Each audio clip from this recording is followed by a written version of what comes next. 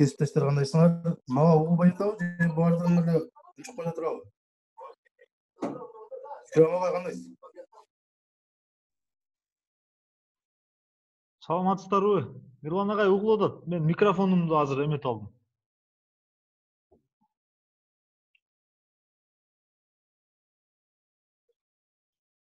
Саламатсыздарбы, кандайсыздар? Чейрек аяктап калды, бүттү го дейм, чейрек.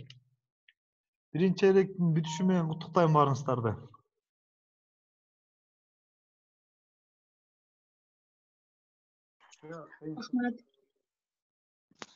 Рахмат. Чейректи жаптык бүгүн. Чейректи жаптыңар. Мектептин чейрегин жаптык бүгүн. Тиги комната кагаздарды толтуруп бүттүңөр, отчетторду бердиңер. Соу, моу, билимдин сапатын чыгарып эсептеп чыктыңар.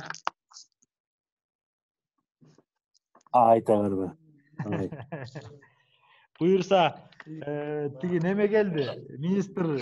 Министр болуп тиги нарындык киши келди, буюрса. Документти жаман көрөм деп атат. Жакшы реформалар кылат деген үмүттөбүз. Документти жаман көрсүн, билимди жаман көрүп калбасына. Жок, билимди жаман көрбөйт ал киши. Ал киши менен бир-эки жолу кездештик. Аябай эме башкача ойлонот да. Мындай чын билим берүүнү түздөйм, оңдойм деген кишилерден да, Кудай буйрса. Үмүтүбүз чоң. Кудай кааласа ушундай болсун. Буйрса. Сайтыбыз иштебей жаман болбоду эми. Мындай эле бир суроолорду чыгарып берелим акырынан. Кандай бир чейрек бүттү да мындан кийин же дагы каникулда иштемей жокпу же иштейсиздерби? İşteyiz. İşteyiz, Bizde жумуш, Икрам агай. Мени араңарда, мен эле толук жумуш. Бекерчи мен кемин араңарда. Сапат менен Себоттун ошол жакшы экенде, каникулга чыкканда ушундай чыгып болду. Жок, биздикилер иштеп эле атат. Мен быйылча иштеген жокмун да, мен уруксат сурагам быйыл. Бутуман операция болуп тизеден операция жасатып быйыл азырынча мугалимдик кесипти кылбай элебиз. Азыр өзүбүздүн иштерибиз менен эле жүрөбүз. Тиземен операция болуп азыр үйдө элебиз пока, Мирлан агай. Тупайып кетип Рахмат. Коллегалар иштеп атат, коллегалар тутуп атышат. Аларды боор ооруп кетип атат аларга. Ошол бүгүн буйрса циклга өтүп атабыз. Кичине темаларыбыз оордош баштайт. Анан өткөн сынакты деле көп жакшы көрбөй калдыңар негизи. Суроолорду бир сыйра карап коеюн десем, азыр сайт вообще эле иштебей атат. Анан баягы эсимде калган араларынан бир-эки суроо бар экен. Ошолорду бир сыйра бүгүн неметип койбойлубу? Чогуу талкуулап дегендей. Мисалы, Шарип эжеден сурайлым. Шарип эжебиз баягы тажрыйбалуу эжекелерибизден. Шарип эже оор суроолордон кайсы жанагы чычкандар жөнүндө суроолор болчу, ошону кылдыңызбы? Кандай кылдыңыз? Бизге бир бөлүшпөйсүзбү? Чыгарып көрдүңүзбү? Чыктыбы?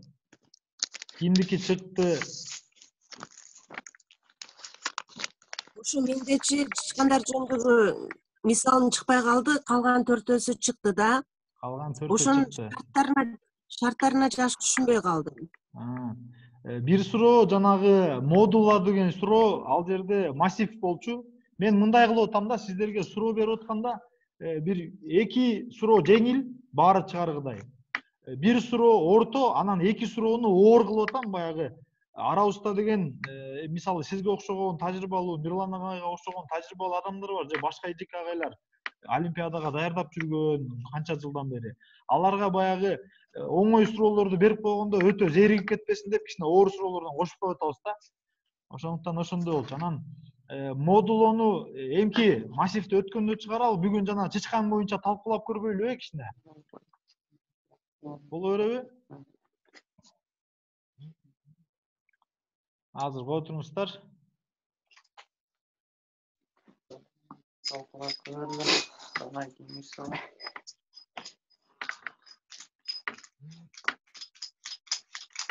Так, экранга өтүп атам буюрса.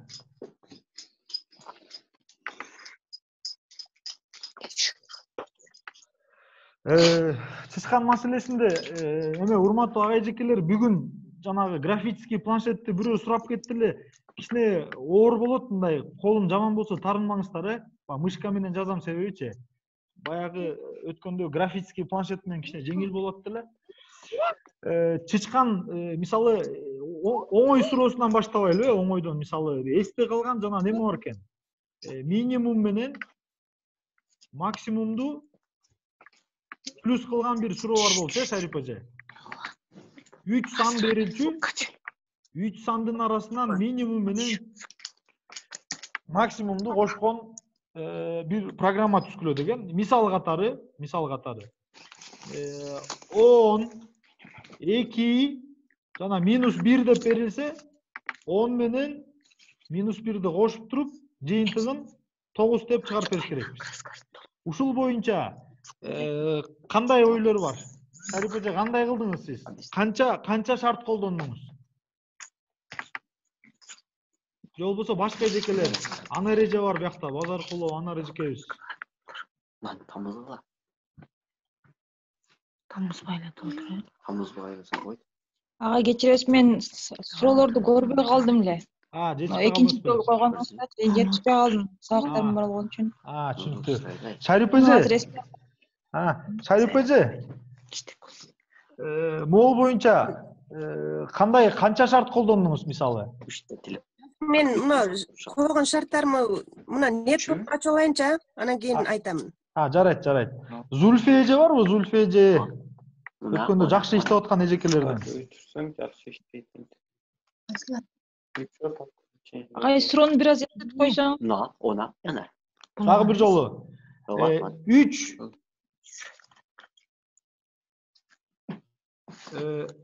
3 сан кирилет экен, ABC. Булардын арасынан микрофонду өчүрүп алсак болобу азыр?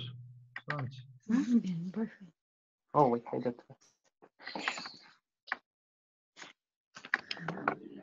Кандай болуп кетти?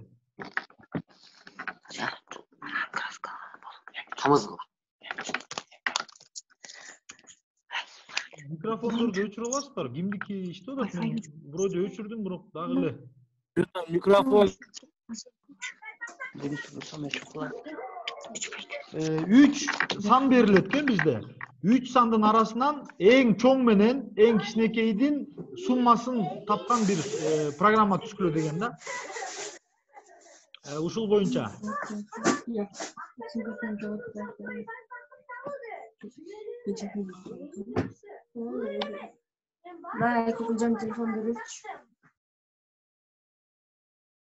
Эми кетти. Буруу эжеке, микрофонуңузду өчүрүп койсоңуз. Өчүрдүк. Мен бияктан өчүрсөм деле кайра ачып алатты да. Эмнеге ачылып калатты, мен түшүнбөй койдум. Дагы бир жолу суроону кайталап атам. 3 сан берилет экен, ABC деп элестетип берели. 3 сандын ичинен эң кичинекей менен эң чоң сандын суммасын тапкан же чыгарган программа түзгүлө деген бир суроо бар болчу. Эсимде калыптыр да ошол суроо. Ошол боюнча канча шарт колдонобуз бул жерде? Биринчи суроом ошол да. Канча шартыбыз бар?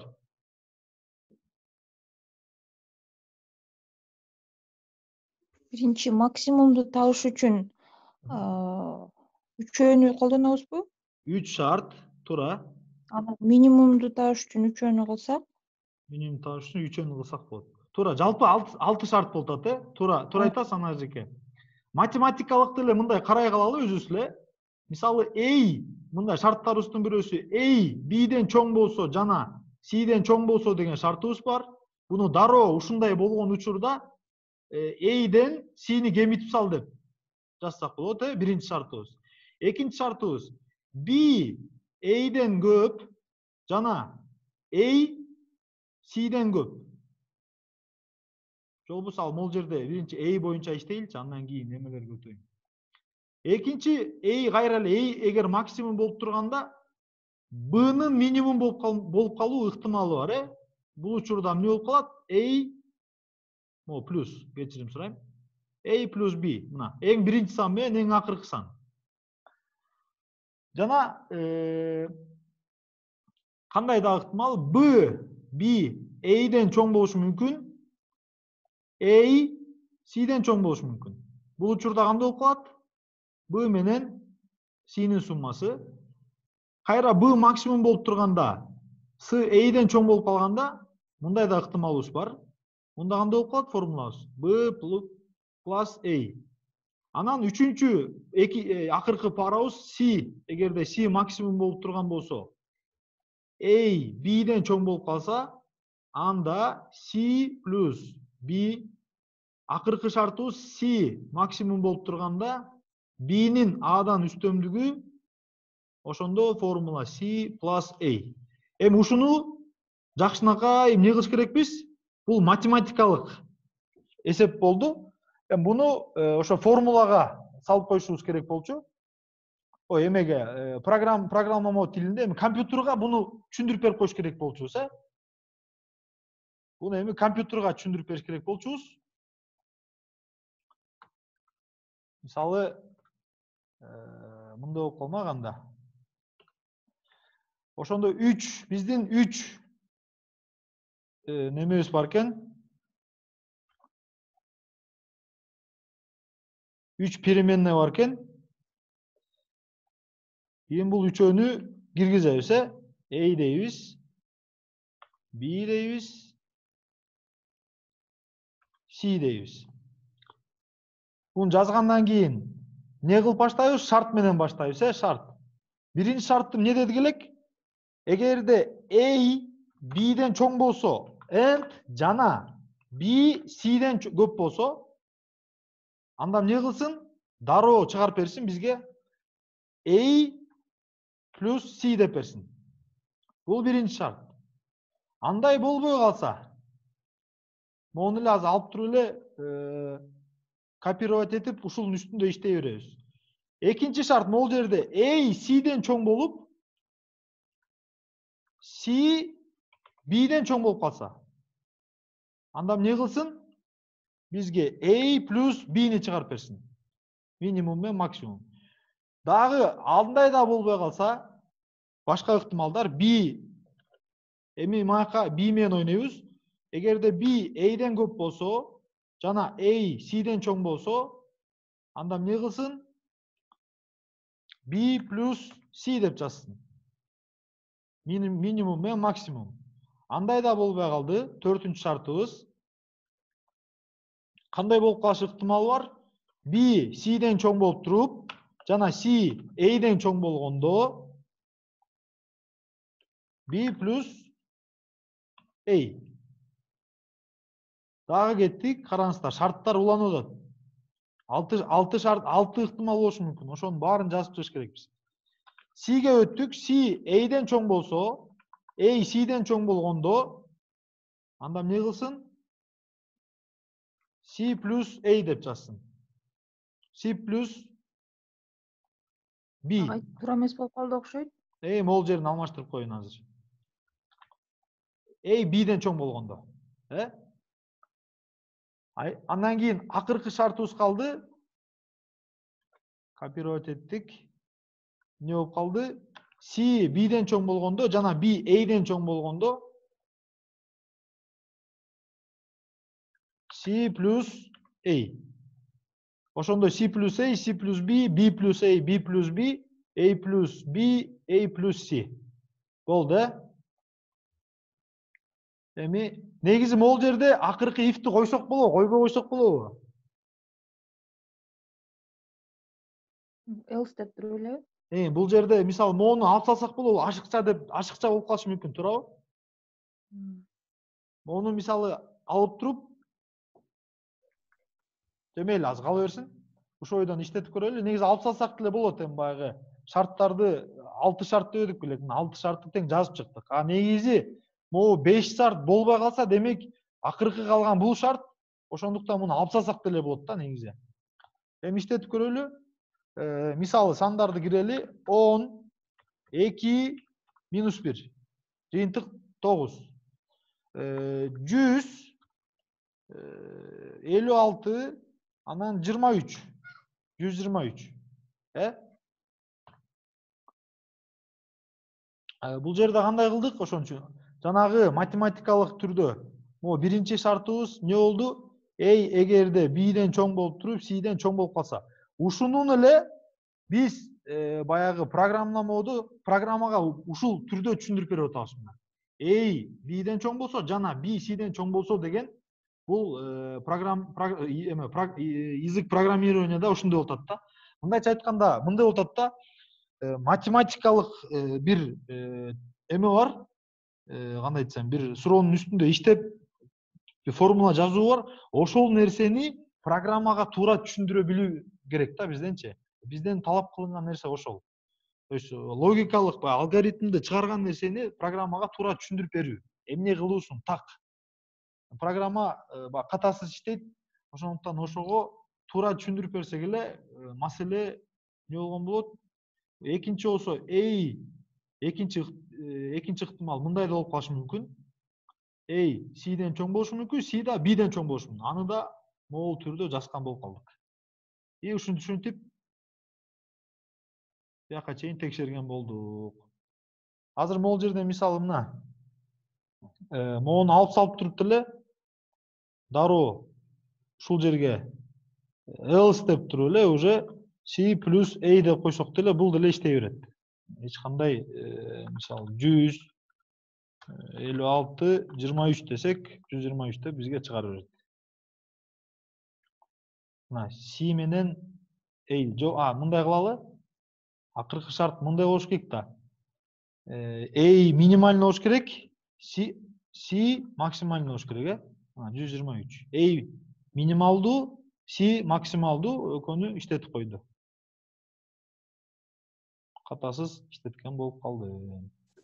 Буну мисалы эмеден карап көрөлү. C тилинде коду кандай болот экен мына. C тилинде, урматтуу коллегалар, мына башталды, киргизгенден кийин мына if биякта A B'ден чоң болгондо жана баягы end деген эме бар го англис тилинде. Ошонун знагы ошол B C'ден чоң болгондо анда C out A плюс B. Бүттү else if, кайра эле else if, аянды else. Могу мисалы могул жерде программада могул чыгарып берип атпайбы бизге? Буну эмне деп коет? Шарип эже begin end могул. Аны эжеке begin end деп койсок болот Pascal тилинде. Блокта могулчу. Анан мындай нерсе бар. Мындай нерсе бар.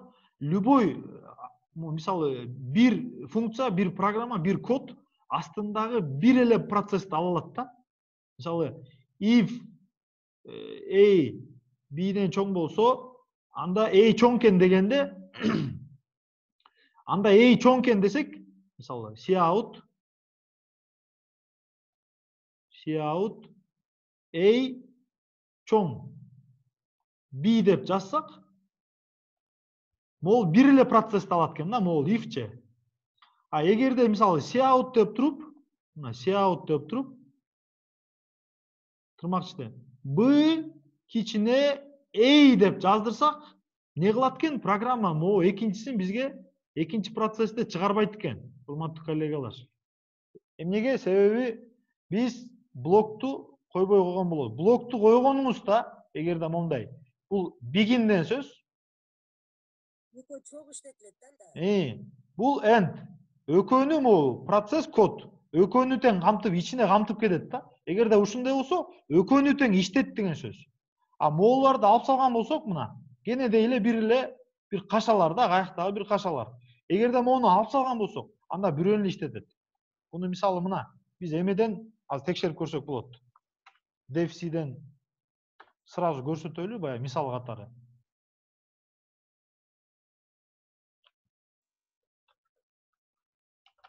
Мисалы мына int A дедим.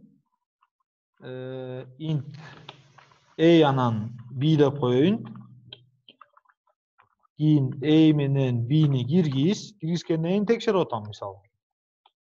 A B'den çoğ bolsa anda C out A çoğ B dep koydum. Ana ошонун жанында эле дагы bir мисалы C out эгер A çoğ B'den bolsa demek B çoğ A, B кичине A. Кичине A dep koydum мисалы. İştetip көрөлү. Мен компьютерманбы же эмне аябай көп убакытта компиляция кылып атат да, мен да ошого таң калып атам. Бат эле кенедей эле программа баттаптан эле иштетиш керек болчу. Аябай көп убакытта компиляция болуп атат да эмнегедир. Мисалы могул жерде мына 5 3 деп койдум. Мына A çoğ B кичине эми бул мен эме кылып салган үчүн. Могул жерде бул баары бир just деген сөз да. Handle деп турган бияка мисалы допустим башка демейли мондай алып салдык. Азыр биякта эгер дагы бир if болгондо бул иштемек эмес да. А бул жерде иштеп кетти себеби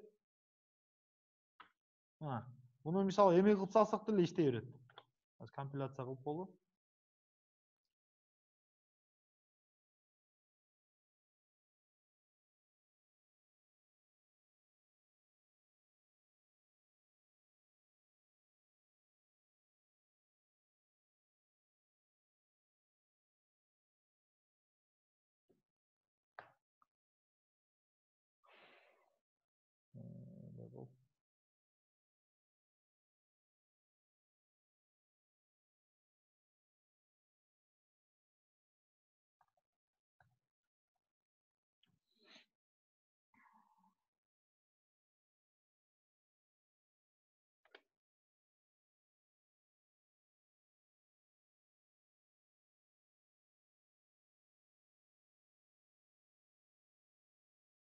Тырышып алды аябай эле.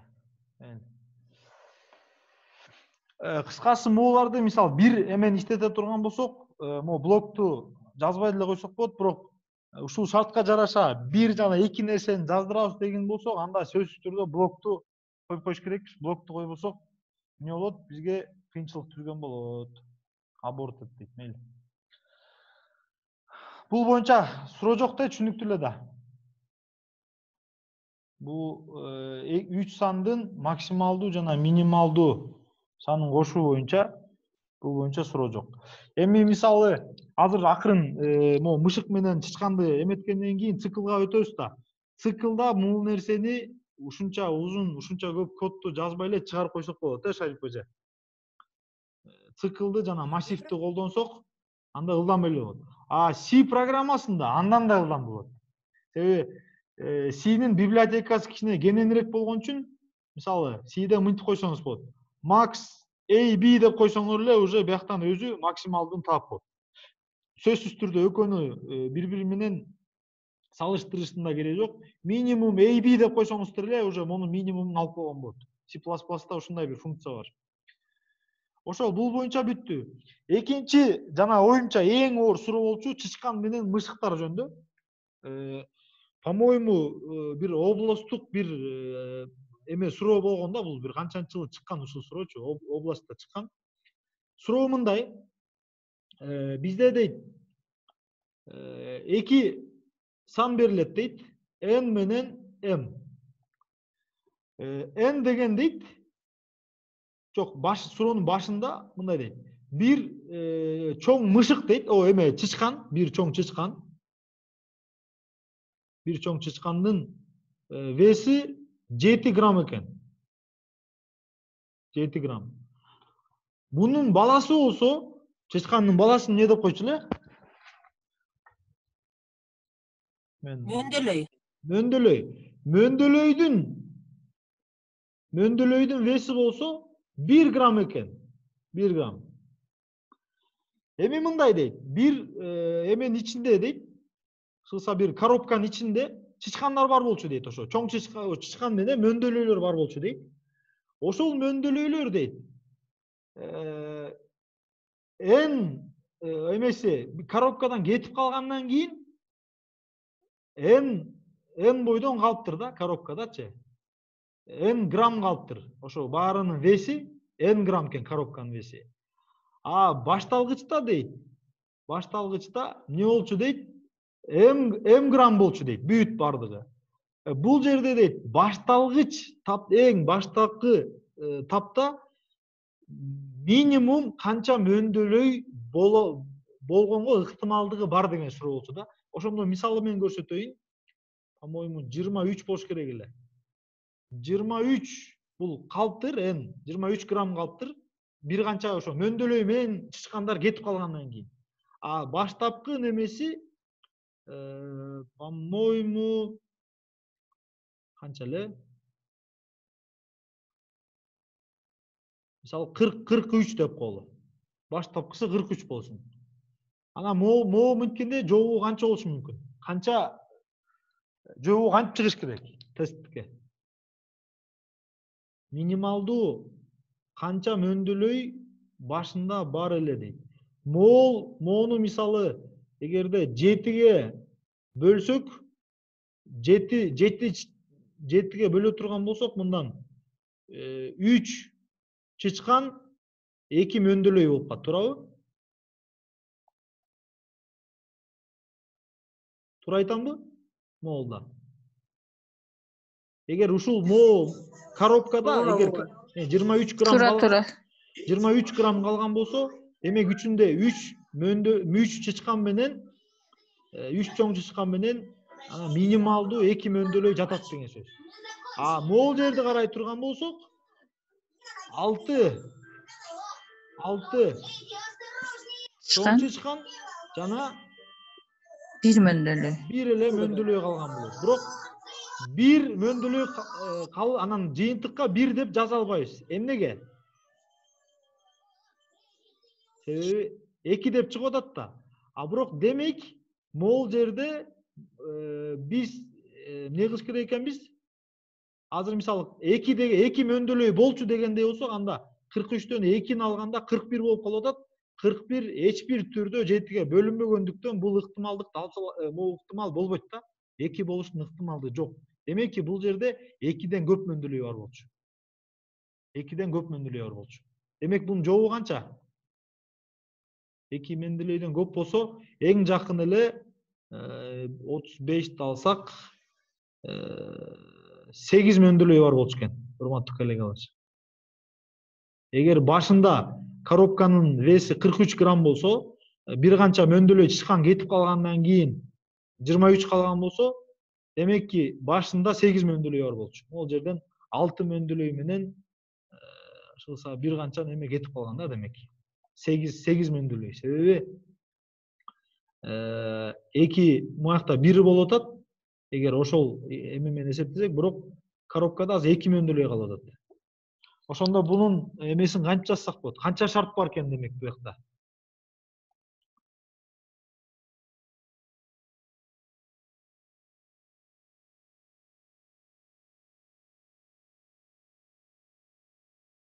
Үч шарт болот экен. Кандай шарттар? Бирөөсү эгерде n-ди 7ге бөлгөндөн кийин калдыгы m-дин 7ге бөлгөндөн кийин калдыгынан чоң болгон болсо, бул биринчи шарт, биздин жаза турганыбыз. Экинчи шартыбыз, эгерде экөө тең, бири-бирине тең, мисалы 23 болуп туруп, могул жери 44 боло турган болсо, анда 2 мөндөлөй деп уже экөө тең болгондуктан дароо жыйынтыкка жаздырсак болот. Экинчи шартыбыз ошол болуп атат. n-ди 7ге калдыкка бөлгөндө, эгерде жообу m-ди 7ге бөлгөндөн калдыкка тең болгон болсо, анда дароо m-ди ошол 7ге калдык кылганын жыйынтыгын чыгар. Анан үчүнчү шарт кандай болуп калып атат? Үчүнчү шарт.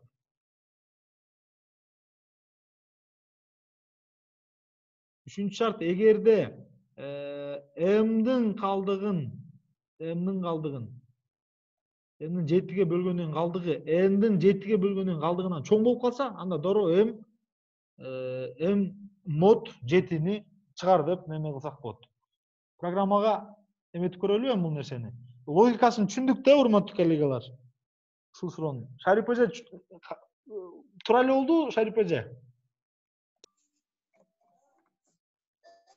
Жакшы түшүнбөй калдым дагычы. Жакшы. Мындай кылалы. Так. Мисалы мындай да. Бул коробкада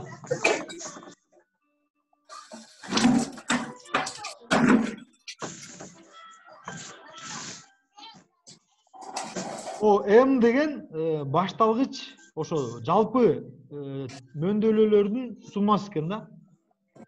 Бул жерде эки түр бир чоң чычкан бар экен 7 граммдык. Анан мөндөлүүлөр бар экен 1 граммдык.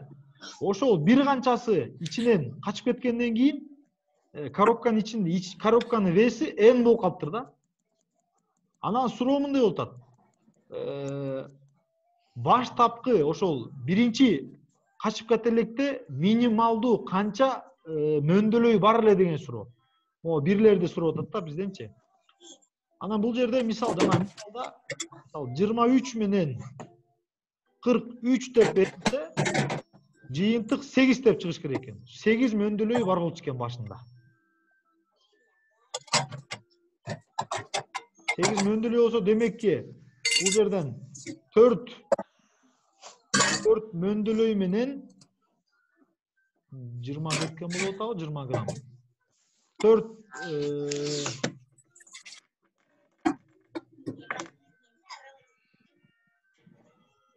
кечирим сурайм.